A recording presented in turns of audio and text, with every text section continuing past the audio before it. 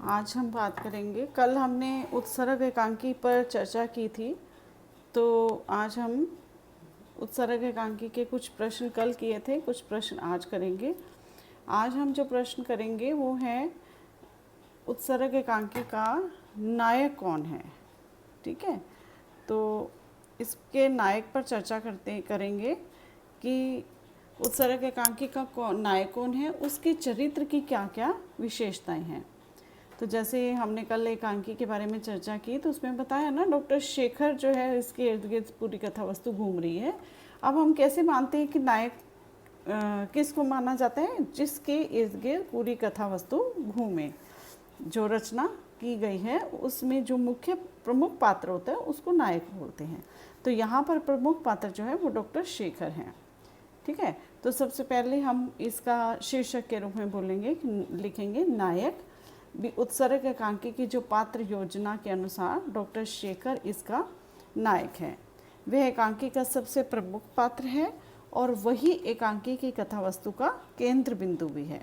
ठीक है, एकांकी में शुरू से लेकर अंत तक उसी का वर्णन होता है और अन्य पात्र जो हैं उसकी चारित्रिक विशेषताओं को ही स्पष्ट करने में सहायक हैं। एकांकी का शीर्षक भी उसी से संबंधित है। वह वैज्ञानिक है और अपनी मेहनत से ऐसे यंत्र का निर्माण करता है जिसके माध्यम से मृत आत्माएं जो हैं उनको बुलाया जाता है, उनका आह्वान किया जाता है और अंत में मंजुल के जीवन रक्षक के लिए भी अपने उस महत्वपूर्ण अपराटस यंत्र को भी नष्ट करके उत्सर्ग भावना का परिचय देता है। ये तो इसका एक परिचय रूप में चर्चा होगी।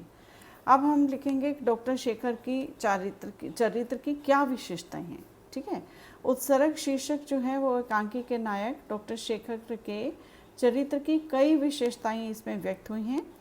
उसकी प्रमुख विशेषताओं को हम निम्न शीर्षकों के आधार पर वर्णित करते हैं।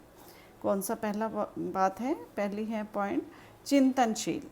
ठीक है, उत्सर्ग एकांकी का प्रमुख पात्र जो है वो डॉक्टर शेखर एक चिंतनशील व्यक्ति हैं।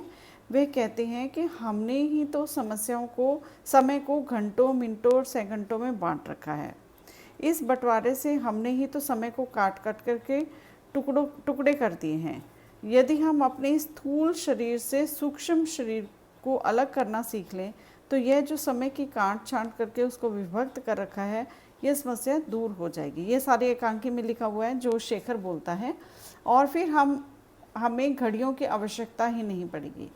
इसके साथ ही वो अपना चिंतन रूप व्यक्त करता हुआ ये भी बतलाता है कि हमारे इस स्थूल शरीर में सूक्ष्म शरीर श्वास के रूप में विद्यमान है। जैसे को हम आत्मा कहते हैं, ऐसे शरीर है और एक अंदर आत्मा है।